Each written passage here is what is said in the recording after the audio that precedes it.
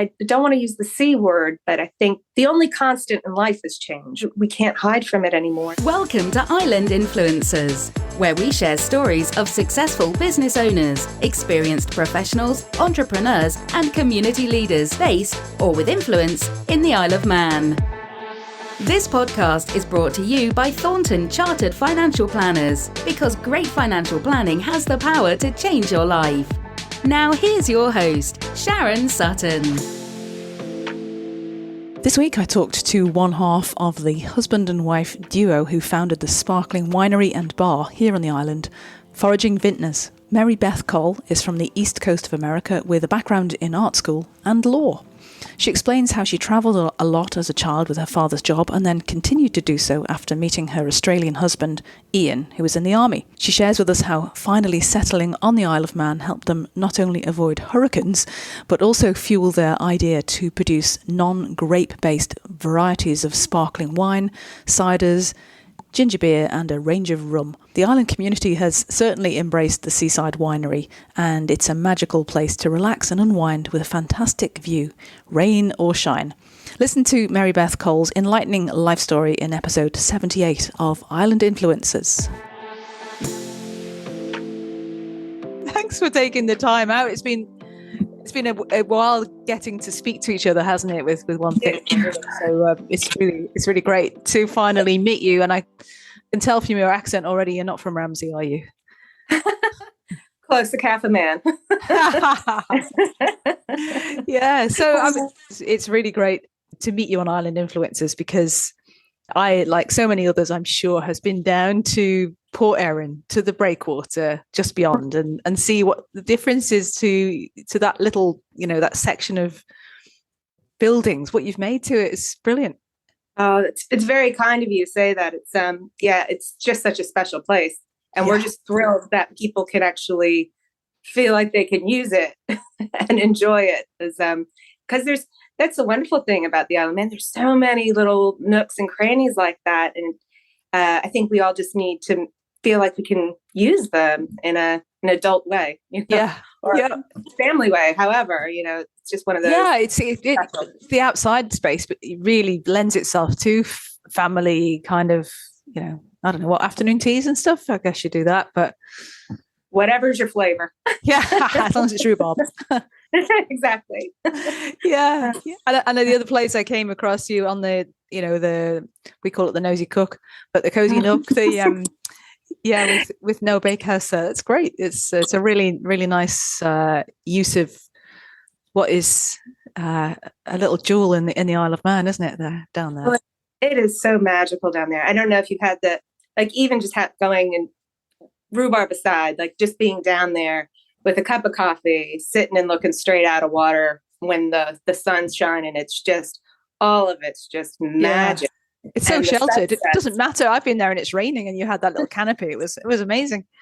Well, but that's it. You can get enough shelter from the weather, but it's definitely a very, we've gone through 3 marquees already. So it gets its fair bit of wind. Okay. But it's okay. There's always another marquee. Yeah, I know. Yeah, I'm sure.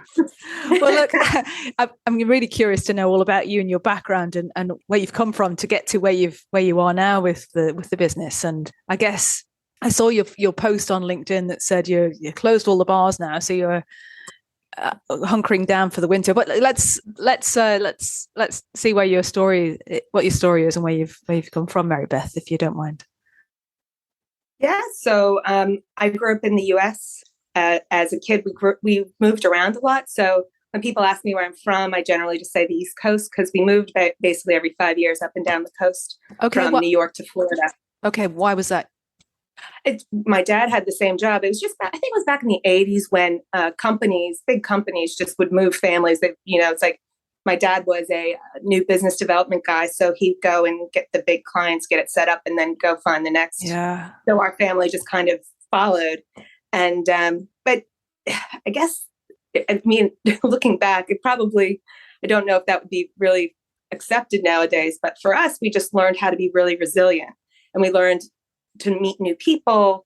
We've had a lot of first day of new schools kind of thing. So it sort of I think in a lot of ways it set us up for being able to move around a bit when Ian and I got together. So, and he kind of came from a similar background in Australia where he moved around a lot as a kid as well. So basically Ian and I met and went to high school, university, went to art school, did a little stint in art school. And then Ian and I met.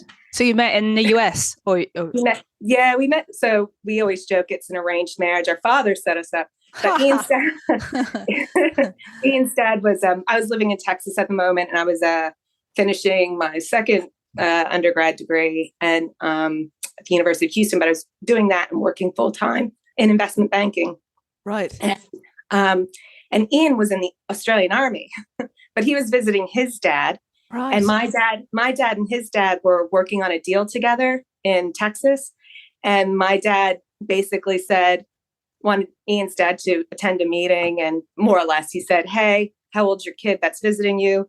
He's like, "Oh, he's this age." And he's like, "Oh, I have a daughter that age. She'll take him out. Bring him along." And that was that. Cool. Yeah. So like Greece in reverse. Exactly. So basically we got together, and then Ian was an electrician in the Army. So he got out of the Army, and then he became an oil rig electrician. And that gave him lots of opportunities to travel and work all over the world, which in turn gave me lots of opportunities to go and travel with him. Yeah. Because I saw from your profile that you did a finance degree at the University of Queensland. A law degree, yeah. So that's where I did my what we call a Juris Doctor. That's what you call a law degree in the US. And luckily they had one in Australia at the same. I went there and did it because that's where Ian was based at that 3 minutes of where we were in our life. So it was great. Like, love Australia. I mean, we've lived in the Cotswolds. We've lived in Frankfurt, Germany, Australia, New York, Colorado, and now we're here. Colorado. So, which part in Colorado? We're in Denver. We absolutely love Colorado. So yeah, it's my sister lives there. We love it. Yeah, it's a beautiful spot. Like, it'd be great to get back to, but it's just one of those things unfortunately we've fallen in love here. So yeah, I mean, we'll get to that, but perplexing. Yeah, so from Queensland to here. Yeah, so he's from Queensland. I mean, like he was, he's a Queenslander, and then so we both grew up along at the beach. Like both of our lives have always been close to the beach. So I guess once we did the mountain stint, it was more about we've never lived in the mountains, and we really enjoyed that. It was a good point in our lives. Like we were in our 30s, and we were really healthy and able to enjoy all, because the winters can be like pretty brutal, but I love winter sports. So like skiing, snowshoeing, all that stuff is it's such a great experience. So to be able to have some years over there to do that was great. Sure. And healthy knees. Healthy knees, that's a big one. So yeah. So how long were you in Colorado? Yeah, so 5 years we were there, and then Ian was, at the time, I think he was working in South America, so his commute back and forth wasn't too bad. Yeah, might have been 5 or 7. Anyway, so he basically was coming in and out of the U.S. There was he kept getting tripped up with customs coming in and out, and it got to the point where we got some advice. And so once we got the advice, and luckily I was working in a law firm, and we had tax guys in there, and they basically said we were relying on a 186-day rule, but actually it was a 120-day rule. The accountants listening to this are going to be like, "Woo!" So we just like, okay. So you were on visas, I guess, for an investor visa. He was. Yeah, okay. He was, because he was on a visa at that point, because that's because he wasn't there that often. It was one of those things where actually we physically counted the days, and I think we were slightly over. So they just said, you just need to get out for like just enjoy yourself for a year, 18 months, and then you'll be fine to come back and everything gets reset. And we're like, okay, we can do that. And at the time I was undergoing IVF, and so there was like a lot of stuff, and I'm not sure the IVF in the US, I'm not sure if you realize, is quite political. So you'd walk out of the clinic and there'd be like things on flyers on your windshield saying what you're doing is an abomination. And I'm like, you know what? This is hard enough. I don't need any more stuff. So I started, for that year and a half, we were like, all right, well, we'll go to the Isle of Man and I'll figure out how to do it over there. So we had a plan, and the plan was only 18 months. But right. And the reason we chose, people ask us this, like, why the Isle of Man? And we always say it's the weather. And so you laugh. So so we had a dog, and the dog was Gunther. Street name was G Unit, and he was a little bulldog. And I've lived through plenty of hurricanes, and so the idea of going anywhere in the Caribbean was not attractive, because if I had to leave my dog behind to evacuate, that was just not going to happen. And then Ian getting to and from, especially during hurricane season, with his job was just going to be a nightmare. Yeah. So we kind of said it just wasn't. And also, I lived there half the time by myself, and I just wanted to feel safe. I didn't want to feel like a gringo. So, Ian's a motorcycle nut, and basically we had friends who came to the Isle of Man and said, you guys like Scotland, but you know what? You'd actually really like the Isle of Man. It would be a nice change of pace from Colorado. And we're like, all right. So we came out, and you have to understand, my brief was, it cannot be anything like the Cotswolds, because the Cotswolds was the most dangerous place I've ever lived. And that's, I know, you once again, shock face, but it is by far the most dangerous place I've ever lived. And so we came here, and I'm like, oh, this is great. It's nothing like the Cotswolds. This will work. So you probably want to know about the Cotswolds. Well, I do. Isn't that where Jeremy Clarkson has his farm, in the Cotswolds? Is it his fault? Because he used to live here as well, you know. I know. I don't know. It was just, I'm hoping it was just a random thing, but like, we lived there for a year in one of these villages that people come from all over the world to come and take pictures of. There's busloads. And that 1 year we lived there, there was a bomb scare. There was a fire that Ian and I had put out from the butchers. There was I was ram raided, just dropped Ian off at Heathrow. I'm in bed, and we lived in one of those ancient old buildings with meter thick walls. And there was like a little Londish shop underneath us, and we had a 2-story flat above it. And I got ram raided by a car. Someone is trying to ram raid the Londish. And then not only that, no police came to check if I was okay afterwards, which I found really abhorrent. And then the one that killed it for me, I walked down the steps, and there was a BMW up on blocks, and they took the wheels. No. And I was like, peace, I'm out. So I don't know of that happening anywhere here. Only for a joke, maybe, but I know. Well, it was funny. This is the opposite, So we were living in, when we first moved here, we were renting a little thatched cottage up in Surrey. Oh, lovely. We had really friendly people, and Ian and I had to go to Norway for his business for something. And when we came back, everybody knows Ian loves to barbecue. He loves it, meat and fire. That's his thing. So someone went, and we arrived back, and there was a bucket of skinned rabbits brining next to the front door. And we got to the point, I'm like, I don't know if I have to call the police or if I have to thank somebody. It's like, who does that? Right? Well, yeah. Well, it brings you. What's that movie that Michael Douglas was in? Yeah. Okay. Yeah. It was one, but it's brilliant. That's the whole thing. There's such great, great community here. It's wonderful. So we decided we had to thank somebody. So that was good. Yeah. Fantastic. So you decided then that you were, why the business? What gave the idea for this? You'd almost expect you to have a biochemistry degree, not a law degree. Although I'd imagine for getting through the licensing procedure, a law degree is quite handy. Contracts, yeah. So we moved here. So we really underestimated how far north the Isle of Man is. So how short the days are in winter and how long the nights are. So the long winter nights required us to get a hobby. And our hobby was initially just making beer and making cider. And so it all grew out of this. So we're in this little thatched cottage. And my Ian started his life in the Army, so he doesn't. He only does mass quantities. Like he's that guy. So he made an. He was competing with bushies there for a minute, and Oakles, but it was one of those. He was just making it for fun. Yeah, trying sure. to You're not doing anything to dispel the rumor of the myth of the Isle of Man is this bunch of alcoholics clinging to a rock. Well, those nights are long. Yeah. You can only watch so much TV. Exactly. It was free Netflix, I think, at this point. But right.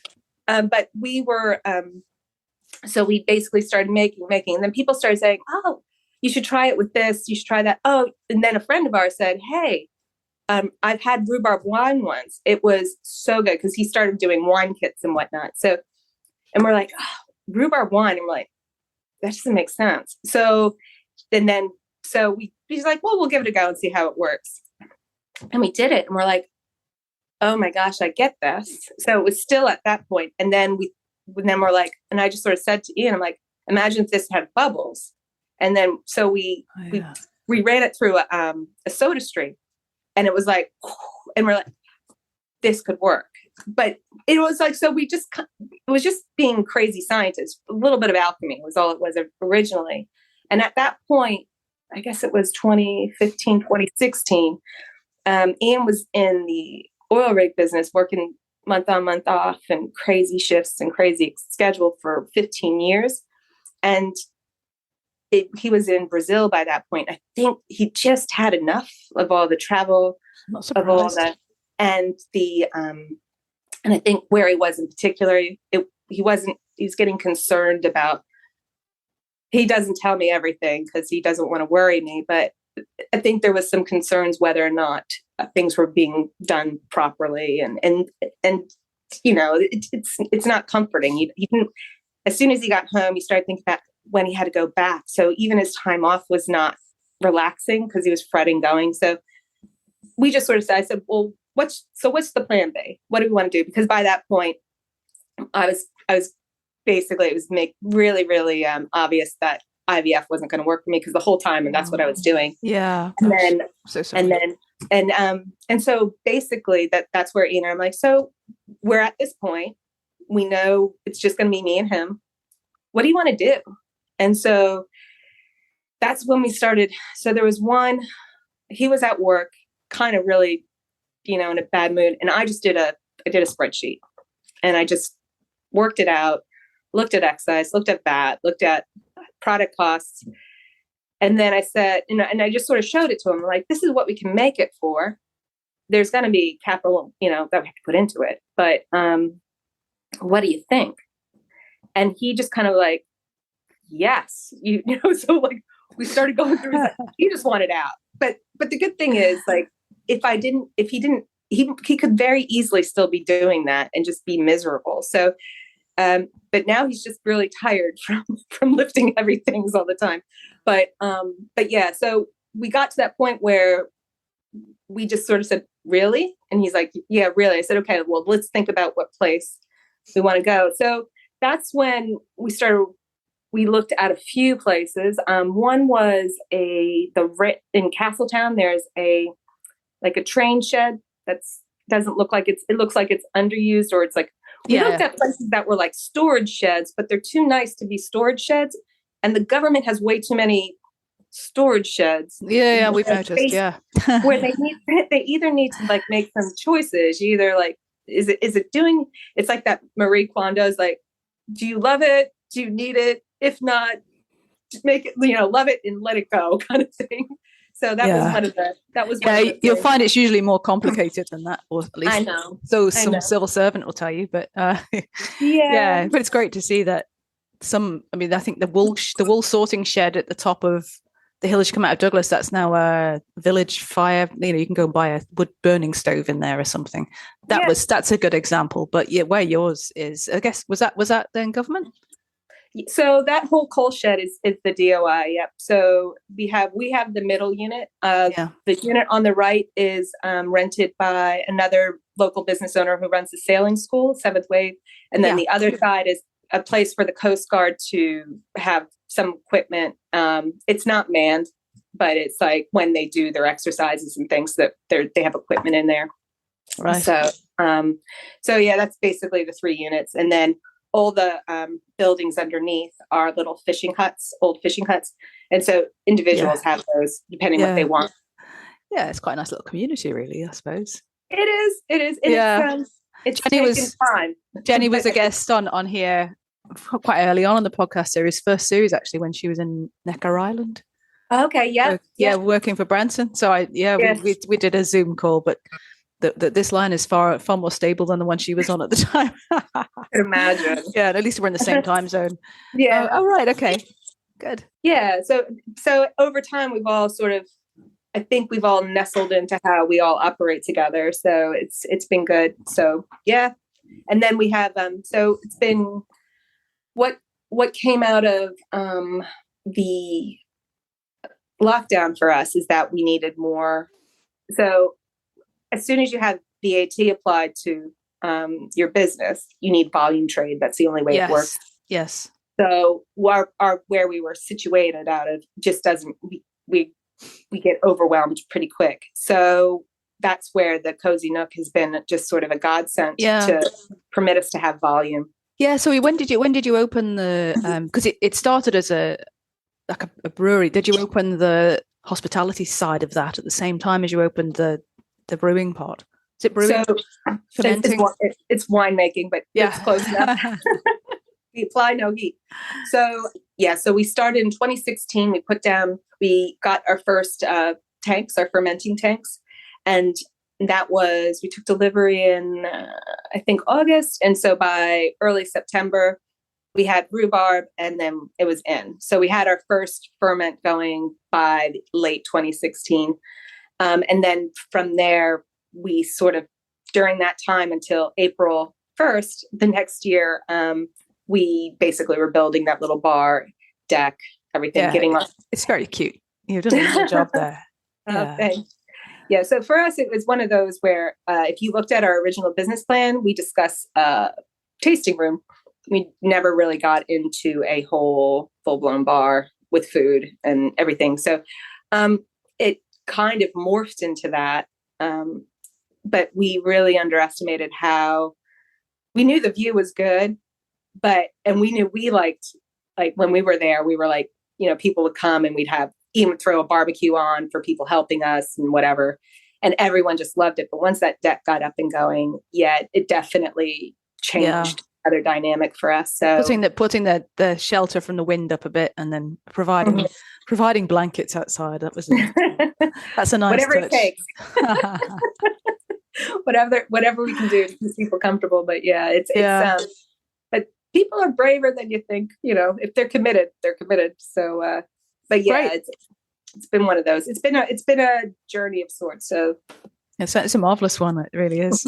And to come from Colorado as well to set a business up here, inadvertently, I know, but that's really great. So how did you manage to source all the raw materials? Because foraging implies that you forage for it, but so what's the real story behind the ingredients that you use? I mean, rhubarb is fairly easy to grow year round here as a bit of a gardener, but yeah. So unfortunately for us, we're not farmers. So we've planted over 6,000 crowns and we haven't been able to make it viable. But I think we're starting and we're in a different position now. We're in a new field. So we're trying it there. And if that works out, we're going to be really stoked. But what happened was when we started, we would go out and we'd look for apples or elderflower, blackberries, bilberries. Like we were just trying everything. So it was a great way to go for a walk and to get some stuff. And then for us to go back and play with the fruit that we found.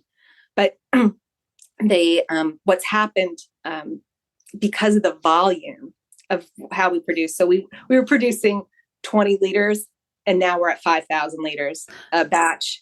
So that's a lot of fruit. That's a lot of fruit. picked at the same time, of the same sort of quality. And so we've been getting rhubarb shipped in from Yorkshire at the moment because you need 1,000 kilos to do a batch. And you have to basically have a dedicated farm for rhubarb growing, which we're working on. That's the one that we have near Balamoda at the moment that we're working with a really great family up there. Oh, super. But so it's one of those. We're definitely we're moving towards getting more on island product, but we've had so many difficulties with we're sort of one of the few people doing method traditional. Well, we set out doing method traditional. This is where there's a lot of chemistry, but started out doing method traditional wine, which is based on grapes generally. And so moving towards rhubarb rather than grapes is there's no sugar, really. There's very minimal sugar in rhubarb, but it has similar acid profile to a white grape. So that's why it kind of works with the acid. Yeah, okay, right. So, but we have to add a lot of sugar to make it. So the yeast that we were using initially was from a grapefruit, like as if you were making wine out of grapes.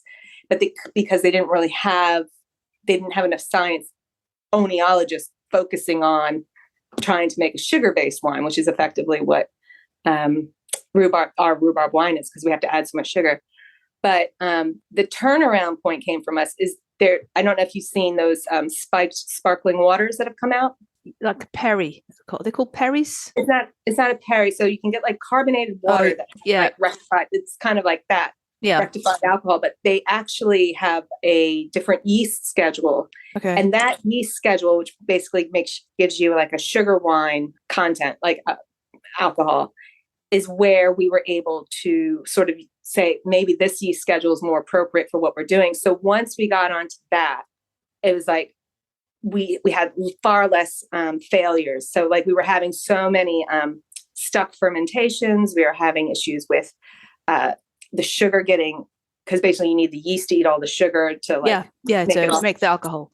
Yeah. Exactly. So what would happen is the yeast would eat so much sugar and then it would die. The yeast would die because it just didn't have enough nutrients. A heart attack. Yeah, exactly. So that's where once we got that new yeast that came through, then we were like, all right. And it was working. We're like super. And that's where it gave Ian the opportunity to start looking into the ginger beers and how to do a lot of different things. But it's for him, it's the alchemy. It's the like trying to figure out how to make the chemistry work and have the balance at the end with the product.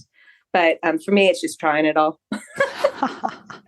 It's all good. So what an inspiring business, to come and, just do this and create local opportunities. It's fabulous. The thing that really is a credit to the island is there is a drive for people to collaborate and to work together. Yeah.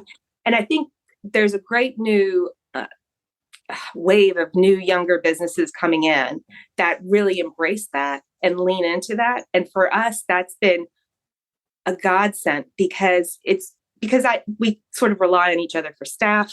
We rely on each other for like, hey, can you sell this for me? And I'll get this and you can use my space for that. And we'll, it's been for us, and just even talking knowledge about like what products are you using now for us has been absolutely fantastic. But I go back to, it's about the community of the Island Man and how everyone just is so supportive of one another. I know that we can talk about the crabs, we can talk about the negative, but in general, the 80-20 rule, 80% doing great. Yeah.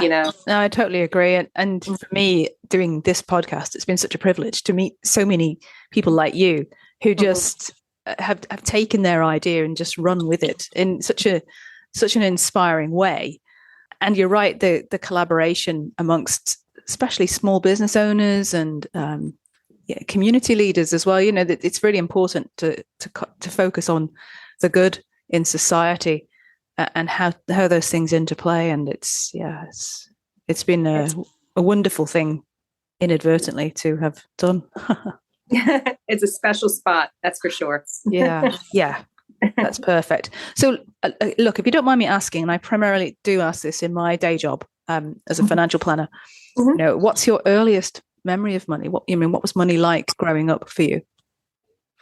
Um, we money wasn't something I knew that we were wealthy, but I knew that I was always taken care of. So for me, and I'm also the youngest, so I knew for me it was like it'll happen. Don't worry, the lights will stay on. So I never had a nervous thing about money. But I think it was more about learning how to count. I just remember having coins and having to go make sure I could count out the money for the candy kind of thing.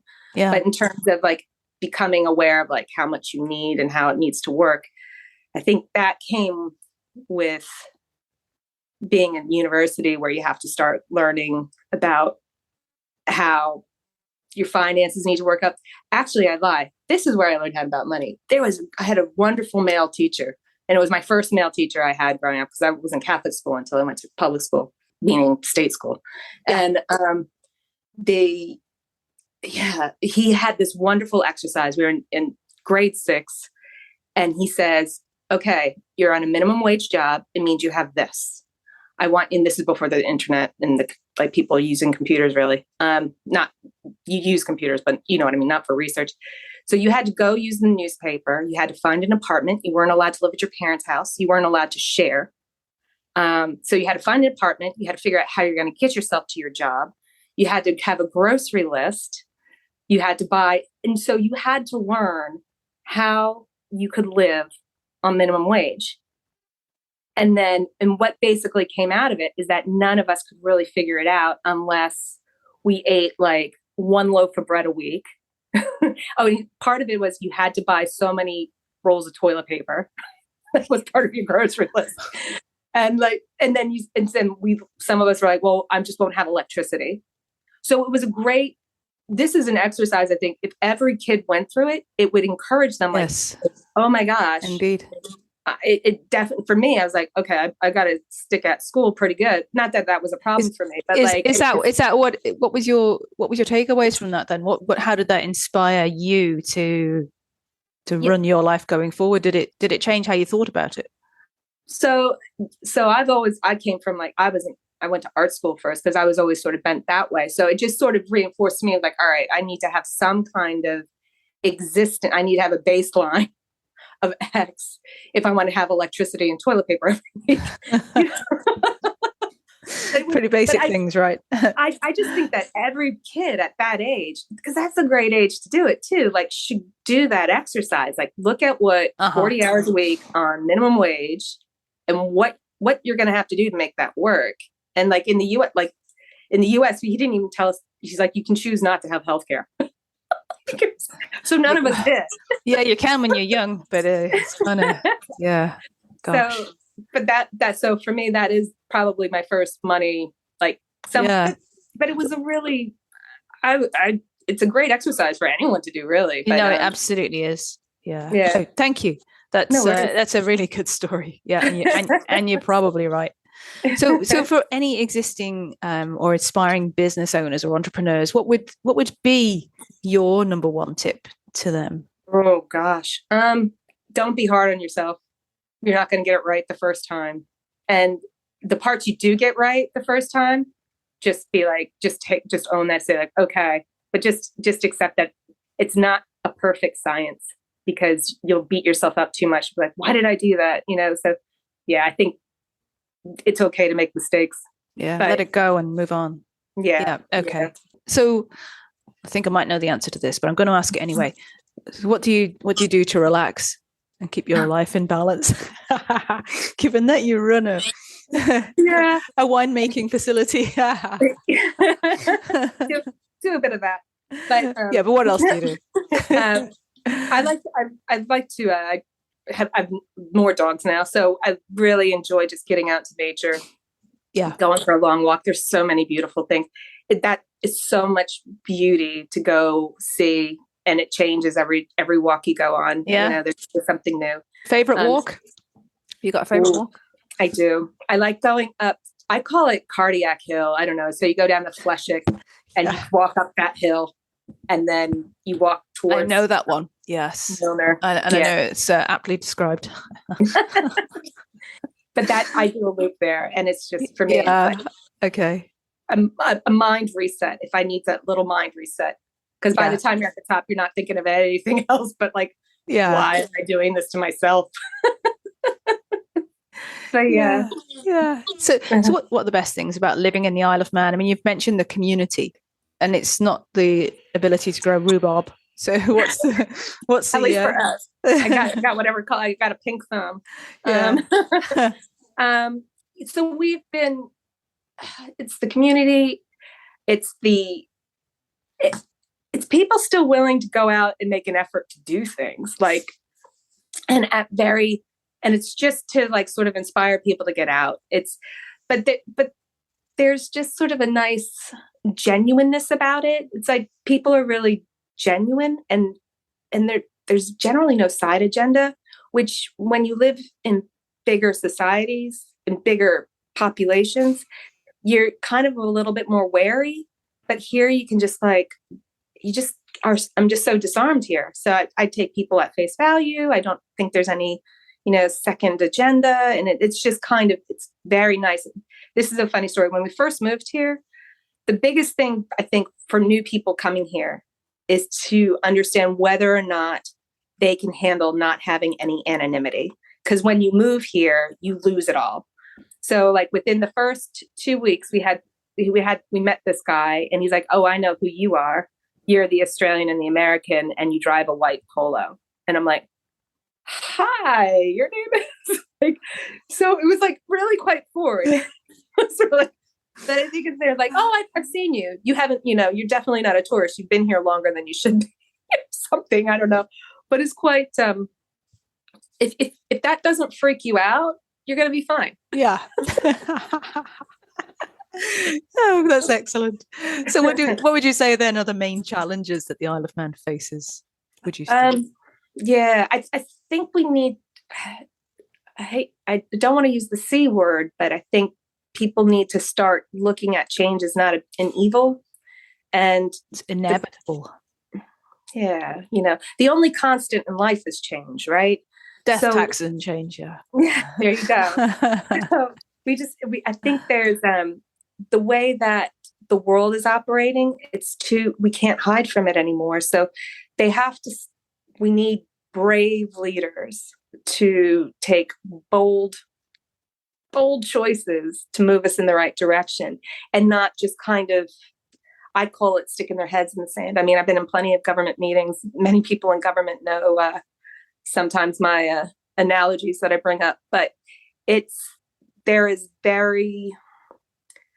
a bit of embedded apathy. And I think that's our biggest challenge is there's people who are they're not incentivized to motivate to change, to even look at it. And that embedded apathy is going to cause atrophy, it's going to kill us off.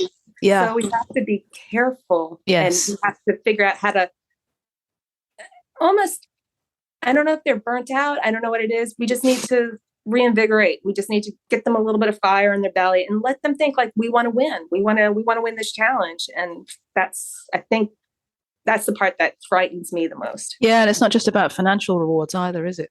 No. Yeah. No, okay. It's an interesting perspective. Thank you. Thank you for sharing that. Let's hope someone listens. Our listener, my listener. So what would you do if you were in a position to change policy then on that basis? So when you look at transformative changes in a lot of places that were sort of in a rut. So we just were holidaying in Bilbao where that Guggenheim Museum is. Mm-hmm. And there was one person with vision, persuasion, and conviction to get that done. And I call it gathering consensus. You got to get a lot of people on board. And of course, when he first started it was like, lots of people saying, no, that can't be done. So, but then now they have it and it's won them multifolds of like people going there, all these businesses thriving. It's created this new attraction for people to like enjoy. So my take for what I've been sort of banging on about when I talk to people in government is I think we need 100 miles of bicycle paths that do not involve roads. And they're solely for bicycle paths. Because if you're a family from across or anywhere in the world, and you know that you can put your child on a bicycle and you guys can go for 100 miles and never touch a road, or like have appropriate stops where you're not riding on a road next to cars, you would get so many people over here. And then that could also be our new green path of commuting to places where we're not relying on big buses that don't necessarily fit our roads, and not relying on so many users on our roads. You're right. I mean, it would make a huge difference. And yet they are trying to do that, but just down the road from us, because we live in Glenvine. Oh, they've been putting in a set of traffic lights, a Pelican Crossing apparently, for 3 weeks. How does it take 3 weeks? I don't understand.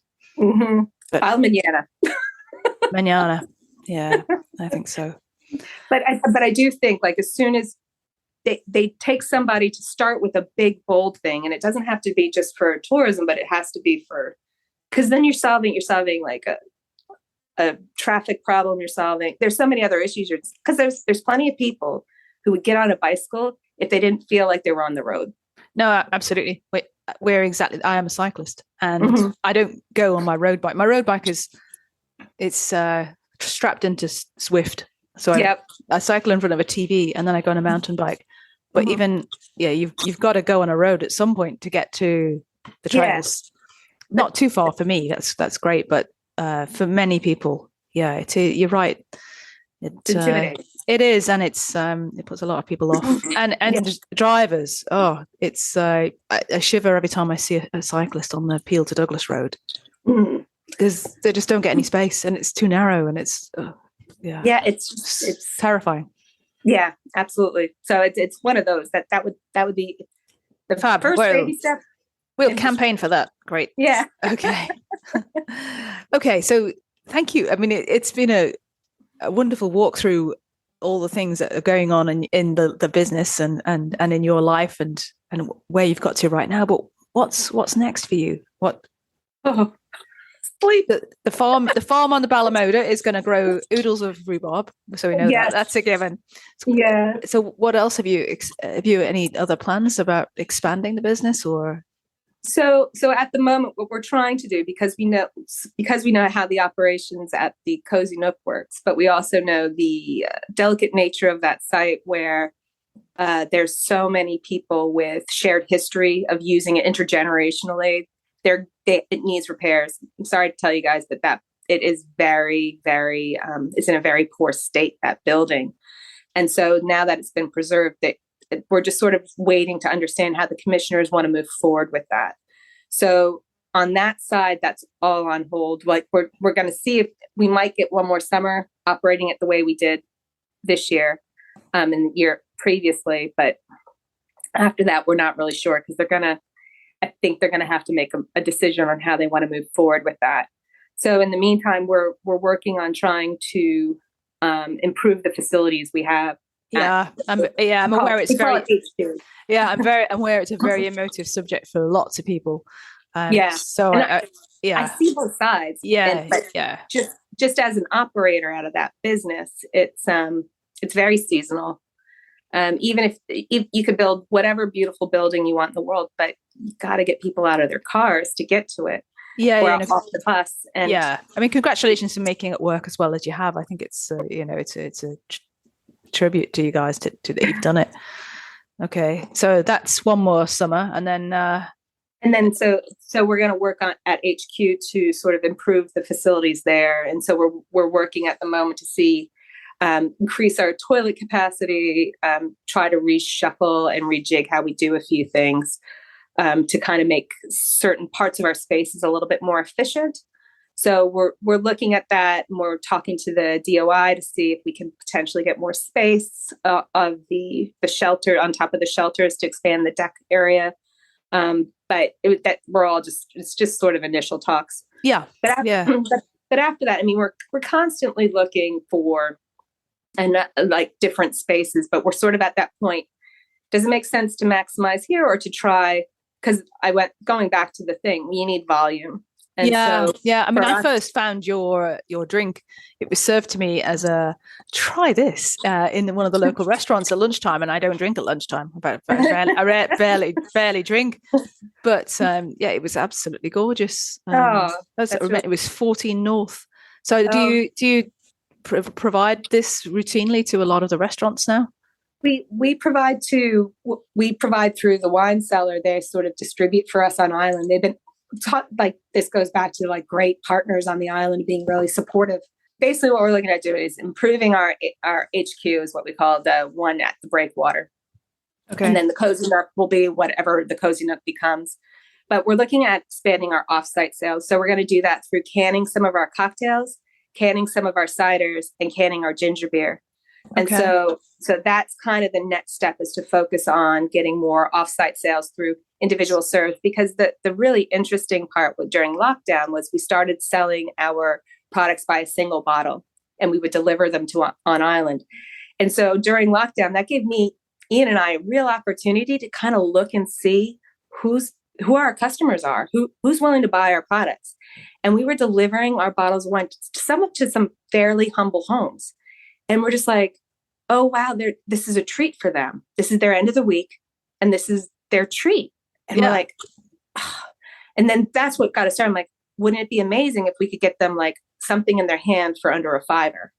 So that's kind of where we're trying to aim some of what we're trying to move, because that really touched us. Was like, people are really trying to be supportive, and we just need to.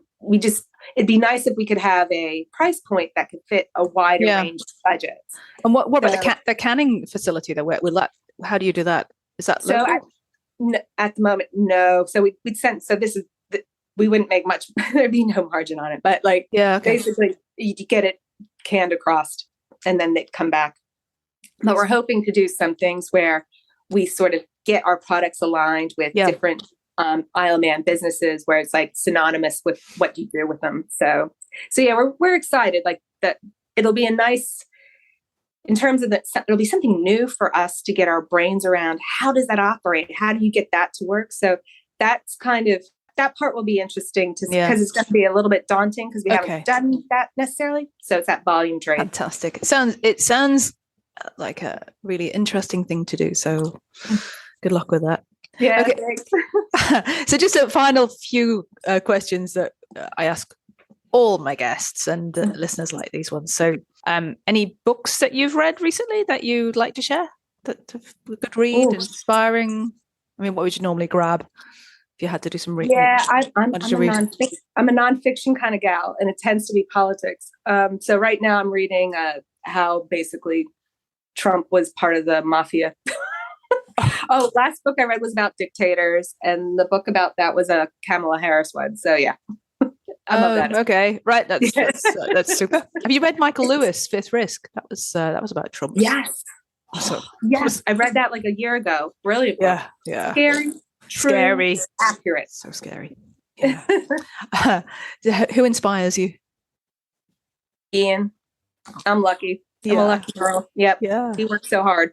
Oh, that's gorgeous. Lovely. What's your favorite quote? Oh, I think it's a Churchill one. Success is going from failure to failure without loss of enthusiasm. Love it. So, MaryBeth, just one final question then. So, where can our listeners go to learn more about you and what you do? I guess you're on LinkedIn. I found you on there. What other social media websites do you have? So we're also on Facebook, obviously. We have a website. We're in the middle of revamping. So this part of this quiet time is to like get everything up to speed. Insta, we're on Twitter. So every now and then there might be a little snarky Twitter comment. but yeah, and generally Ian's kind of floating around the winery more or less. There's always, we're always willing to talk to people. We just, love talking about fizz. So well, fine. We'll put the links from the websites and stuff in the show notes for this. And when do you reopen? When is the bars reopen? So we're hoping, but mid-March, April. We want to be open by Mothering Sunday. So that's the goal, but we're trying to get some works done. That sounds like a target. Yeah. So that's where we're at. Oh, fabulous. Well, listen, That's so wonderful. Thank you ever so much for your help in the project and coming on as a guest today. It's been a wonderful interview for me to have with you. So thank you. It's been an absolute pleasure. Thank you so much.